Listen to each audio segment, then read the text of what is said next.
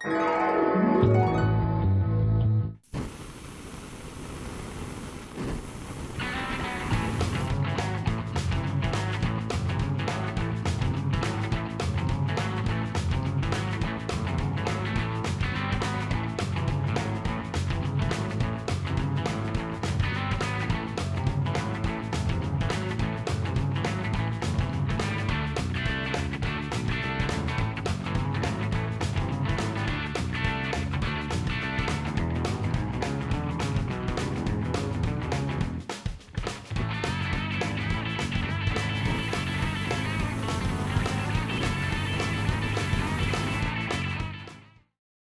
I'm Chef Joe Simonero with Taste This TV. I'd like to talk to you a little bit about Katz gluten-free products. Now, Katz gluten-free is not only gluten-free, but it's nut-free, dairy-free, and soy-free as well.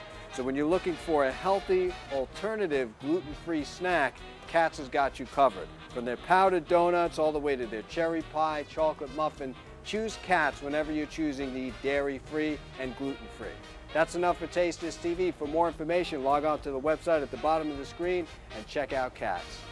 Hi, I'm Mark Solis, and we're here at Master Purveyors. And I'm the Flaming Greek. And Mark, what are we doing today? I understand we're going to be doing some sirloins, New York strips. We're going to take a big piece of meat, and we're going to cut it down into a steak that the mom and pop gets in the kitchen. Let's go. I'm impressed. So this is a hindquarter. You've seen this piece of meat basically, and maybe in the movies in Rocky. Right, everyone's punching it. But out of this piece of meat, these are the rounds. This is the round cut. This is the hip section, and this is the short loin section. And out of the short loin section, we get the New York strip. You also get the filet mignon, porterhouse tails, T-bone steaks. Down here is where you get the filet mignon. All from here and down. So what we're going to do is, in order to get the piece of meat out of here, we basically have to cut it, trim it up. So what we have to do is first, this is the hindquarter, we have to take the flank off. This is the flank section we have to take off the carcass. And in the flank, you've heard of flank steaks. Yes. And that's where this piece of meat, that's where the flank steak comes from, this piece of meat. So we're going to take this off, come down.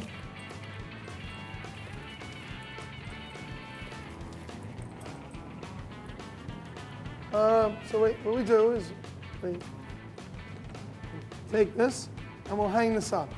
Now this is a flank. Basically, for the viewers, flank steak is right in here. See a piece of meat, Chris? Yeah, that's that flank, right. Which is also called flank steak. There's no other name for it. Skirt steak? Nope. This is the flank steak. Skirt steak comes from the front end of the animal. Okay. The top part. This is the back part of the animal. And basically, if you make a flank steak, you can take the flank, comes up,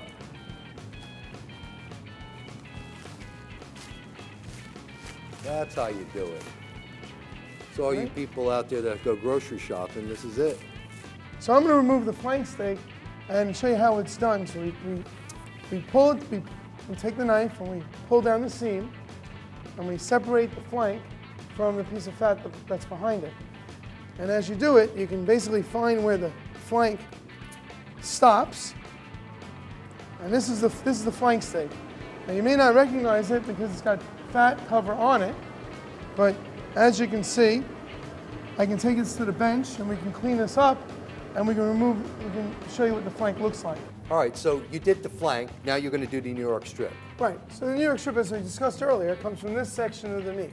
So in order to be able to pull this out, we have to break apart this side from this side. Because I see a lot of bone here. And yeah, so what we do is basically, we have to get an angle, which is basically underneath the hip bone. That's the hip bone. Okay. We get a little bit underneath the hip bone, and we have to cut across. And this is your round. Watch your hands, please. Oh, I got it.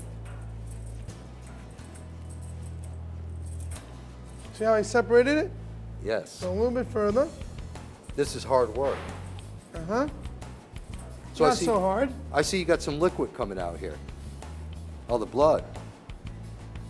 Well, naturally, there's still a little blood inside the right. Because you know, when you actually look at it the way it is, you wouldn't think.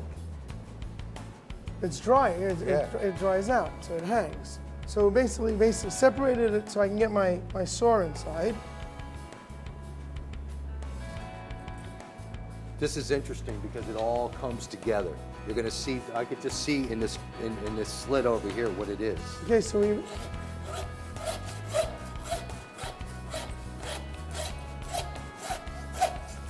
You can actually come over here with a chainsaw.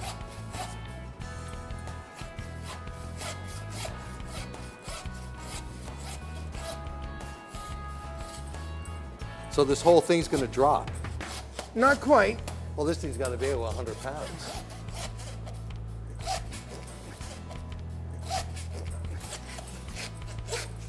So normally, Wow. we're using circular saws. Right. But for the purpose of now and the noise, I'm using a handsaw. That's really old school. That's how we used to do it 20 years ago. How are we gonna take this from here? Because it looks like it's 100 pounds or more. Well, it actually is, it's pretty heavy. Yeah. So, but before we do that, just to explain to you, this is the hip section, and this is the round section, as I discussed earlier. Right. So you can see from the hip section, there's other cuts. Beef stews come out of this section, your top butt steaks come out of this section, and that section over here is what separates us from the rounds and the sirloin. Okay. So in order to get this to the sirloin, you have to take this whole piece of meat, remove it, and bring it to the bench. And from there, we'll cut it down so we can pull the shell out of the strip, out of the loin. Let's do it. Okay. So Chris, I need your hand a little bit. Okay. I'm going to show you what to do, and you're going to be a butcher today. Good. The authentic recipes for all of our products are signature to La Morena. The chilies are literally hand-picked for each can. Everything is manufactured in Mexico and imported into the U.S. La Morena is best known for its quality and authentic flavor, giving our users a taste of home. Stock up on flavor with La Morena. All right, so you're now going to be working with masters. Yes, I want to work Okay, with so the I'm going master. to open it up a little bit more, right? Yeah. Okay, so you see how this piece of meat's hanging? Yes. I'm going to pick up this piece of meat, Okay. and all I need you to do is take the knife Yeah. and cut right across. See, I'm going to open it Yeah. up for you, Yeah. okay? And you're just going to follow through with the cut. Okay. So stand over here. Don't drop your knife, I will not. okay? No, but don't do it yet. I'm excited. Okay, so I'm going to pick it up, and all you're going to do is you're going to, Give it a nice clean cut. and I'm going to put the, well, yeah, well, the I'll handle. carry it. Okay, one second, hold on. Hold on. All right, Chris, you're going to take the knife and put it through the, right, perfect. Got it? Yep, you Go. cut right, cut, there you go. Perfect. So now you see this piece of meat? Unbelievable. This weighs about 100 pounds. Follow me, we're gonna go to the other room. Take the knife. Gotcha. So Chris, this is the whole loin. Right. In order for us to get the New York strip out of it, we need to take the hip section off of it. All right, let's see you do it. Okay, so what we're gonna do is I'll put it right on the bandsaw.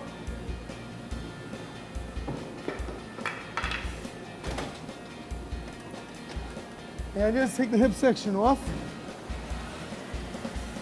And the hip section actually starts right about over here. Okay. Right here, this point.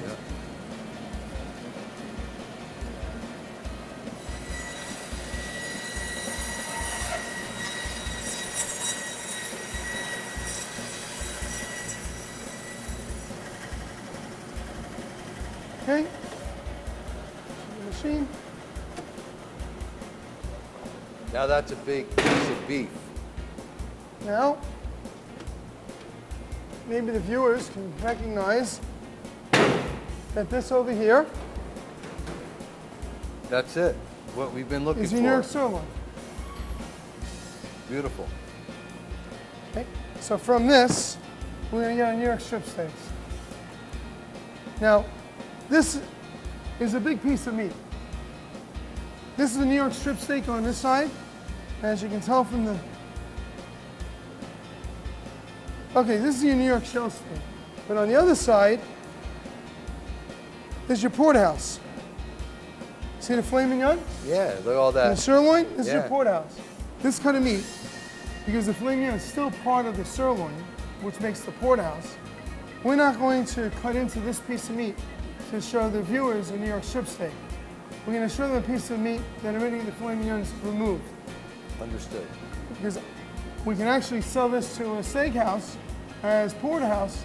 If I remove the filet mignon, then I'm actually ruining a piece of meat Right. that they won't be able to use as a porterhouse. But I do recognize that, and I'm sure you viewers out there recognize it as well, that there's always a piece of filet mignon on that porterhouse. Right. But how pretty is that? That is, Beautiful. Hi, I'm Chef Joe Ciminera with Taste This Television, here to talk to you about Accelerator Hand Dryer. You know, keeping up with hygiene, washing my hands, and making sure that there's no transfer of bacteria is important for me and Taste This TV, which is why I rely on a machine like Accelerator to dry my hands. It's efficient, it's strong, and it's powerful. And it only uses up electricity and energy when you put your hands under and take them away. So for drying my hands in the kitchen, I rely on the Accelerator to handle all of those needs. For more information, log on to the website at the bottom of the screen. Okay, so what we're going to do is, for the purposes of showing the viewers this New York strip, this is the front side of that porterhouse, the Right. sirloin we were looking at earlier. Right, but as you can see, there's no filet mignon right. on the other side of So the the meat. the extra tenderloin sits right here. Correct. And that makes the sirloin, that makes the porterhouse, when the filet mignon sits on this side of that sirloin. Right. But we're going to And make it- New York strip steaks today, so we're going to work with a New York strip rather than a whole porterhouse. But you see, the thing is, the filet runs the whole length of this actual piece of beef. That's correct. Actually, the bigger end of the filet mignon sits on one side, Right. and it tapers down to the tail. I noticed that because nobody really wants a tail. I'm saying, like, when I'm cutting it up, but I'm creative. So the thing is, you know, you could do strips of this stuff, and you know, with red bell peppers and you know, onions. So we're going to cut you out of here a 16-ounce New York strip steak. Yes. Okay. So we're going to take, let's see. See? Beautiful piece Beautiful. of meat. Let's walk over to the bench. As you can see, the piece of meat's on an angle, right? So we're going to try to straighten it out so we can make a nice even cut that lays nice on a table. So first thing to do is we're going to cut it and we're going to try to straighten it out. And I'm going to cut your first piece off here. See? That for us goes into either beef stew or goes into The burgers. burgers, trimmings. This is great New York sirloin for ground beef. Burgers. All right, so we'll put that over here. Now, for the purposes of, let's say, a strip steak, we're going to cut a 16-ounce strip steak, which will probably be about an inch, inch and a quarter. Right, so we'll cut the steak. So we cut it. So the machine. Come over here to the table.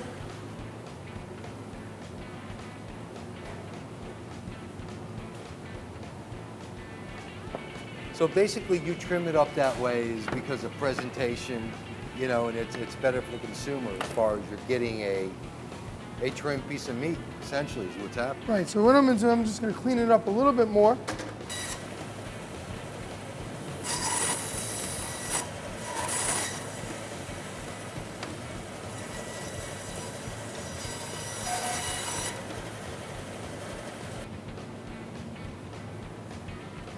You see all that marble in there?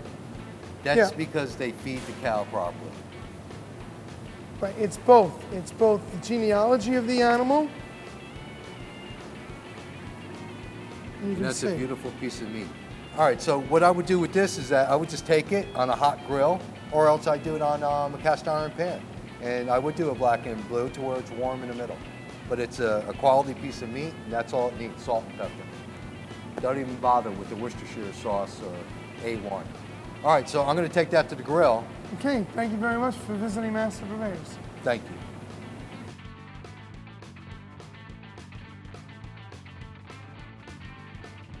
For generations, our family has perfected authentic Mexican dishes, from seasoned chicken and beef to carnitas, arroz, and barbacoa. The Cardenas family has always followed the traditions of their ancestors when it comes to cooking. From the beginning, they've created authentic Mexican dishes from scratch using recipes that have been passed down and perfected over generations. This tradition of gathering around a great meal with family and friends is what Del Rio Foods strives to pass on. From our family to yours. Hey, I'm Chris Kitis, the Flaming Greek, and this is Mark from Master Purveyors. We got some New York strips here. Yep, New York sirloins. We cut these up in the meat plant. And you were the guy that cut them up. Yes, I did. All right, so tell us a little about what you got here, okay? Because I see a lot of marbling in here, and you don't see that a lot, you know, when you're out and about trying to get a good steak. Well, so, as you can see, the sirloin has a lot of marbling running through it. We spoke about marbling before, that the marbling actually will melt. It goes on the grill and add a lot of flavor into the steak. And when you look at the steak, you can see the movement of the muscle, how it's nice and fine, how it's separating. It means this steak the steer was nice and young, right? So the tissue didn't bind the muscle together. So it's gonna be a nice tender steak. And you see it runs nice and linearly across the muscle. But normally, Mark, we only get that in a filet mignon as far as the actual tenderness. Well, there's tenderness in different steaks. Filet mignon is really a very, very tender steak, but there's very little marbling runs through a filet mignon. So while it's more tender than a sirloin, there's less flavor in it. So that's why they wrap it with bacon and we throw other things on it. And they do other holiday sauce. Or a red wine reduction. Yep. They do different things for filet mignon. All right, so want to throw these on the grill? Yep. Do me a favor, grab me the olive oil over there. Regular or the? We'll do one truffle and one just extra virgin, so we'll start with that. That should just pop off. Thank you. So this is from Italy, this olive oil, a little truffle, and we'll throw a little sea salt on here. And some fine pepper. You can have the honors for that one. Regular olive oil, you can salt and pepper it.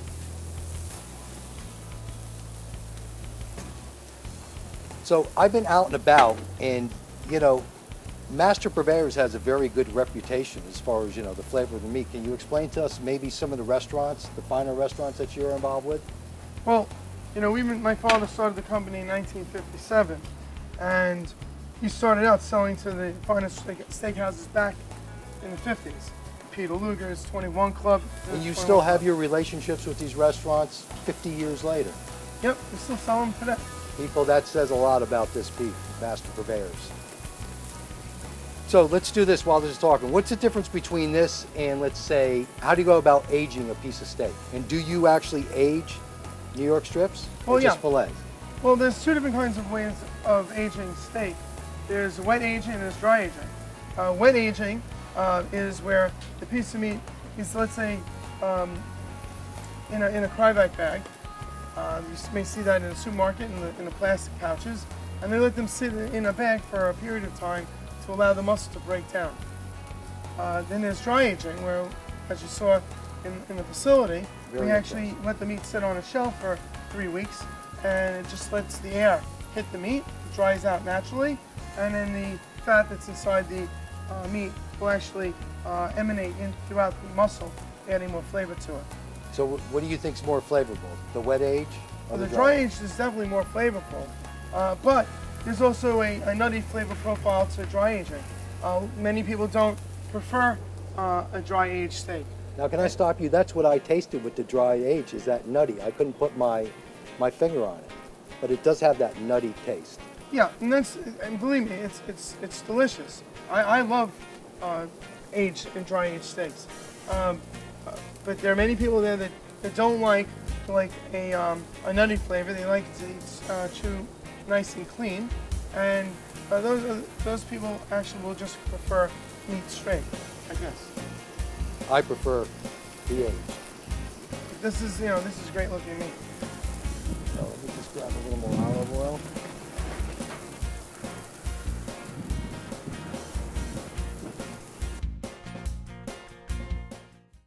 Hi, I'm Chef Joe Seminara with Taste This Television. Take a look at this gear right here. Chef Revival knows how to form comfortability for chefs out there, for chefs in the kitchen heat resistant, the look, the feel. Hey, you're working in the kitchen all day long. You want something that you're going to be comfortable in. Well, Chef Revival has got you covered. Everything from chef hats to chef pants to chef jackets and different kinds of apparel that the chef at home can use. So for more information and to find out some more incredible products on their site, log on to chefrevival.com.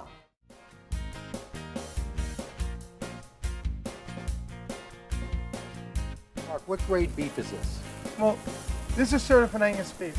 In our facility, we specialize in prime beef and also certified Angus beef. Certified Angus beef is a little less costly. It's one step down in price point, but as you saw before, it's very rich in marbling. So if we're going to handle quality in our facility, we're either going to be a certified Angus beef supplier or a prime supplier. And you probably are familiar with the name certified Angus beef because it's a common name that's branded throughout most of the supermarkets around the country. They say Angus, superior Angus beef.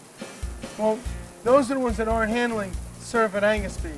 The certified Angus beef is a specific brand, and everybody tries to follow that lead. So they came up with different names. Superior Angus, Angus Supreme, Black Diamond Angus, Angus Gold, Black Angus. There's really only one program, and it's certified Angus beef, CAB. And that's the black steer that you see inside the shield. I've seen that. Right, that's certified Angus beef, and that's what we sell in addition to prime. And I saw you hand cut this all, so you hand cut all your beef there at Master Preventers. Right. All the portion control meat that we do in our facility is done by hand. This way you can judge the quality of the meat, so when the meat's going to a particular customer or to a particular institution, you can actually look to see what they prefer. Some want a little more fat around it because it has more flavor. Some wants a leaner steak. Some wants a better trim to it. Some want maybe a 1/4 inch trim around the outside of the steak or an 1/8 inch trim. You know, some people are a little adverse to fat. So we have to basically keep our eye on the ball and make sure that steaks are actually trimmed to the customer's preference. Once again, you people saw me hit it with the actual fork. Well, I hit it on the other side. You don't want to hit it like this because once it's seared, you don't want all the juices to run out of it. All right, little torch.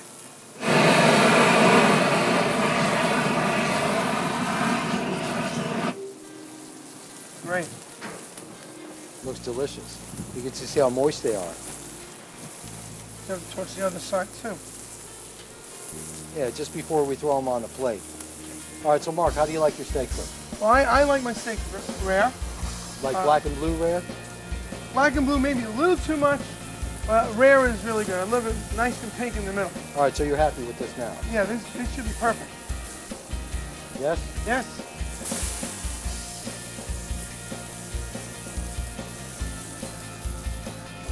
I'll torch this one.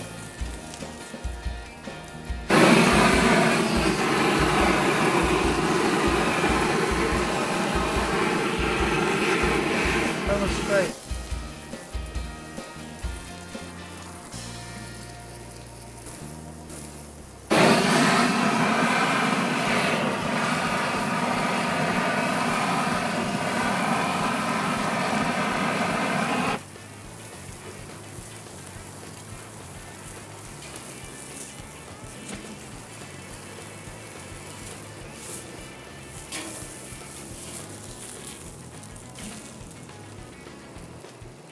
Delicious. Hi, I'm Chef Joseph Manero with Taste This TV. Being from Europe, a good espresso is hard to find. What's even harder is a great machine that makes it. Let me introduce you to Astoria. They've been putting their stamp and their label on incredible machines such as this one. And I give the stamp of approval to say that they make the espresso just the way I want it. I feel like I'm in Italy. So after you can determine whether or not you'd like a single shot, a double, or in my case a triple, then you have to realize what goes great with this espresso. If you're like me, you love sweets, and you're going to take your impastato mozzarella, you're going to put it in a bowl, and you're going to take your La Fasa vanilla, this is their ground vanilla seed, and you're going to put it right into the ricotta. Next, you can't forget La Rusticella, white truffle honey. And you're going to take a little bit of this white truffle honey, or in my case a lot, You're going to put that into the ricotta as well, and you're going to mix. What you're going to find is an incredible hint of vanilla / white truffle honey. Scoop it right on the top of your espresso, and you're going to sip. A combination of incredible cheese, vanilla, white truffles, and of course, espresso from Astoria. Taste this.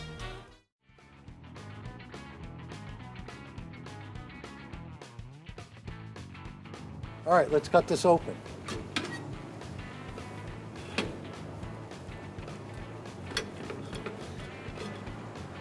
Good? That's perfect for me. All right. Nice and rare. All right, Mark, you ready to jump on this thing? Yep, Have it? absolutely. All right, so you're telling me it's just like you like it. Yep, Got a perfect. fork there?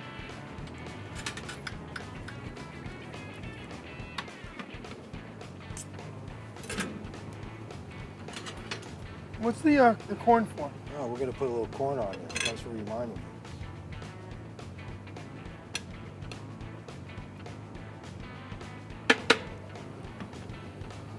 Nothing like corn on corn-fed beef. Melt in your mouth.